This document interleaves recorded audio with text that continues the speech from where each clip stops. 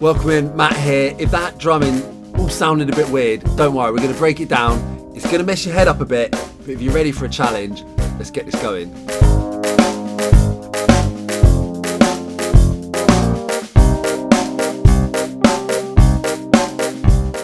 Okay, so just to give you a little background before we get stuck into this, this was inspired by Bill Bruford. If you're not familiar with Bill, go and check him out. He just really pushes the boundaries, and through his career did push the boundaries of drumming and the approach, and it inspires me. And he was being interviewed on the Rock and Tours podcast. Again, check that out if you like the old stories of rock and roll stories. Some really cool interviews on there. So I was listening to the Bill Bruford one, and just listening to someone like Bill talk just pushes me to think of something a little bit different. And so I got on the drum kit, and this is what I started messing around with, and it's really just a standard paradiddle as a groove, but we're going to twist it up, we're going to mess it up, we're going to do some stuff, and we're going to take it in a slightly different direction. Before we get into it, download the notation, and there's a backing track as well. They're below this video, so you can grab those and really get stuck into this. Okay, so step one's actually really, really simple. It's just a paradiddle groove. If you've ever played this before, this is going to look very familiar. So it's just taking our standard paradiddle, right, left, right, right, left, right, left, left, and we're putting the right hand on the hi-hat. We're playing the snare drums all as ghost notes, except on beat 2 and 4. Those are the accents. That gives us the backbeat. And then we're playing a bass drum on beats 1 and 3.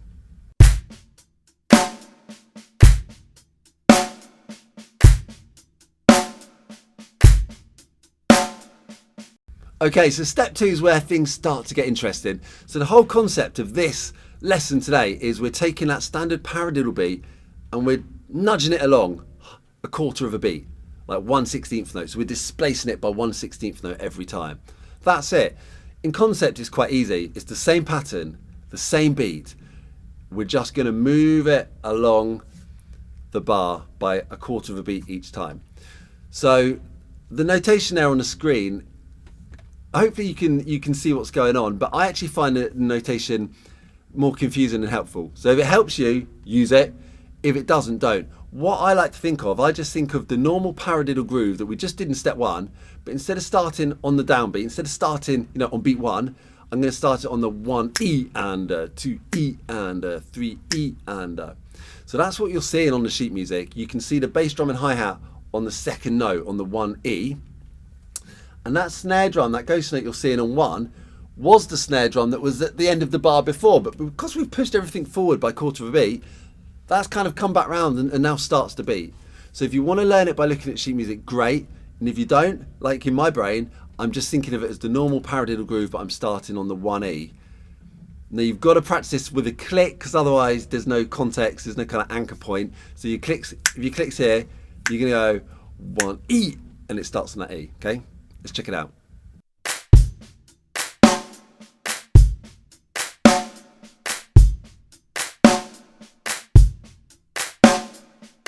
Okay, step 3, you can probably see what's going on there. Now you know what we're doing. We've now nudged it one more position along. So we started on the E in step 2. Now we're going to start it on the 1 E and.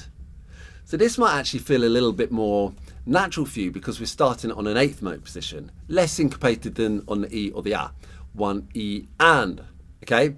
As you get playing with this, you might notice that the metronome starts to feel like the metronome's on the and. So if you play it around long enough, you might start to feel you as being on the beat and the clicks giving you that offbeat feel on the and.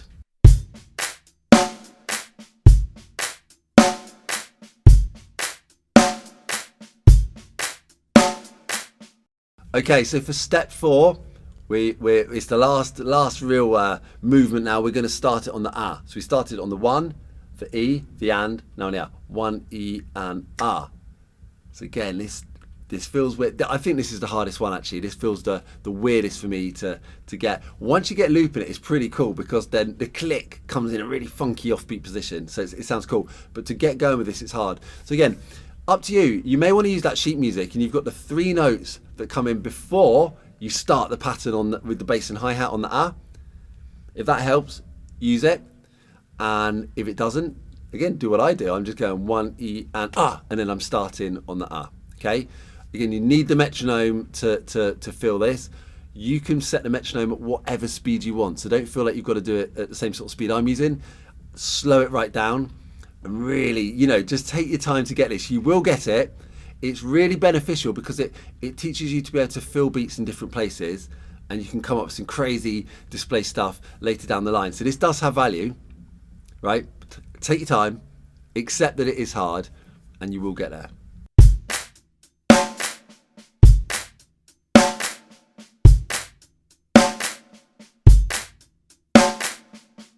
All right, so step 5, things are going to get weird now, because what we're going to do, we're going to take step 1, 2, 3, 4, and once you've mastered them, we're going to play them in a sequence with the backing track, which you can grab below, okay? Now, to make this work, we have to do something a little bit weird. So if you're looking at the notation now and thinking 17/16, where's this going? It's not that weird, right? Think about this. We were in 4/4, 4 quarter notes in a bar. In 4/4, we've got 16 16th notes. So now we're looking at 17 16th notes in a bar. It's just adding one more 16th note at the end. That's all it is. It sounds scary, it looks scary, but it's not. It's just, we're adding one 16th note, that's all. So at the end, we're gonna add one more ghost note snare. So before we were finishing with a left, left, now it's just gonna go left, left, left. 3 ghost notes on the snare. That's all it is. It's not hard if you go slow. That's the key, go slow. You might think, Matt, why are we doing this, right? Well, the reason is, because we're moving along with that displacement, so we're starting on the beat, then we're starting on the E, then we're starting on the and, then we're starting on the A. Adding that extra 16th note allows us to just go across into the next bar and add that note, which helps us to then push the pattern along one. So this is how we're doing it. You could just leave a gap there, but I think this is easier to learn it this way. So we're going to play that pattern, right? So all I want you to do right now is try and do this bar, keep it slow. Don't expect it to feel musical or to groove. It won't. It's going to feel weird. You're used to playing 16 16th notes in beat 4. That feels normal. We're adding an extra one. It's going to feel a bit weird. Your body, your brain, your left hand, it might try and speed the notes up at the end to try and cram it into a bar of 4/4. But don't. Go slow enough and really be meticulous about all the notes being even in speed. And you're just going to play 17 of them instead of 16.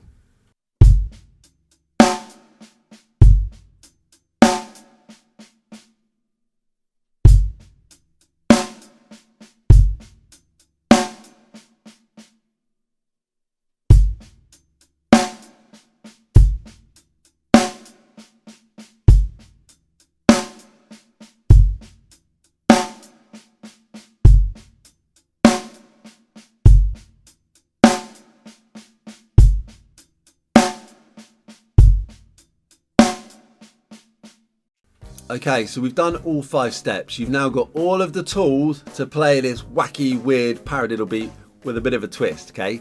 So I'm going to play it with the track now, and we're going to put it all together. So I'm going to explain what's happening, just so you know, okay? So what we're actually going to do, we did that 17/16 bar, right? We're actually going to play 2 bars here. The first bar is just the normal bar. So like step 1, we're just going to play one of those, and then on the second bar, we're going to play the 17/16 bar. So that's going to give us that extra note, which allows us to nudge things along by a quarter of a beat. Okay, and then we're going to go into starting the pattern on the E, and we're going to play one normal bar like that. Then we're going to play the 17/16 bar in the second bar, and that nudges us on again. And then we're going to start on the and. So that was step 3. One normal bar, and then a bar of 17/16 to nudge us along to step 4, which is when we started on the A. One normal bar, then one bar of 17/16, and that nudges it along again, and we're back on the beat. So we just go around again. We're back to the start point, basically. Okay. Now again, you've got to figure out how this works in your brain. Remember, this is complicated stuff. This is not for the faint-hearted. So for me, I'm actually looking at, if you've got notation now, I'm looking at line 1, which was step 1, and then the 17/16 bar. Every time, that's all I'm thinking about. I'm not thinking anymore about step 2, 3, or 4. They've gone for me. They were just part of the learning process. For me, I'm just doing a normal bar of the paradiddle groove, then the 17/16 bar displaces it, and then I'm thinking again of bar 1. But it just so happens now we're starting on the E, then the 17/16 bar nudges it along. Okay? I know this is confusing, right? This is some serious stuff. If you're still with me, well done. Well done, because it means you're prepared to challenge yourself and do this. This is some hard stuff. The key to this is really, really, really go super slow. Nail each stage. You've got to master each stage. If you're thinking, right, this is a quick one, quick win, it's not. We've got other, there's plenty of lessons on the internet that will give you quick wins. This isn't one of those. This is for the people that really want to kind of challenge themselves, push themselves out of what they're used to, and try something different. Okay, this stuff's really fun. I work on this stuff purely, I'm happy to do it just because it's hard. I know if you're like that, you just think this is a challenge, and I'm laughing and crying at the same time, like, and I won't give up till I've got it, right?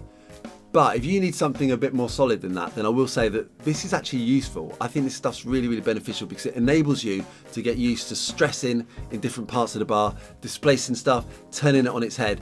And if you've got this kind of inquisitive approach to drumming, you can always come up with new stuff. Say, well, what if I move that to there? What if I start that in a different position? What if I do this? You can constantly, rehash or recycle old ideas and turn them into something fresh and new and different. Okay?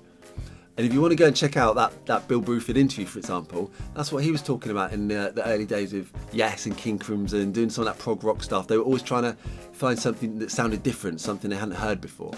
So that's what inspired this for me. Just got to the kit and something different came out. So hopefully it'll inspire you.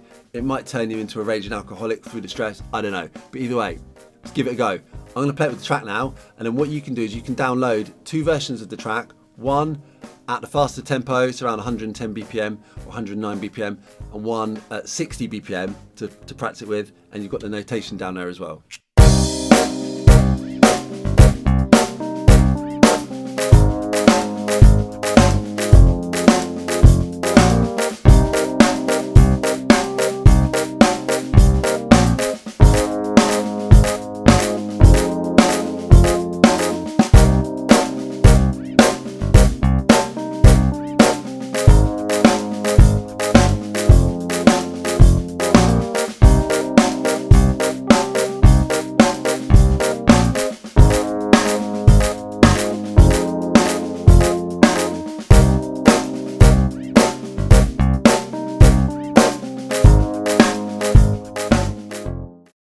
Thanks for going through this lesson. Well done for sticking with it. It was tough. Please hit subscribe and remember to download all the stuff you need for this underneath.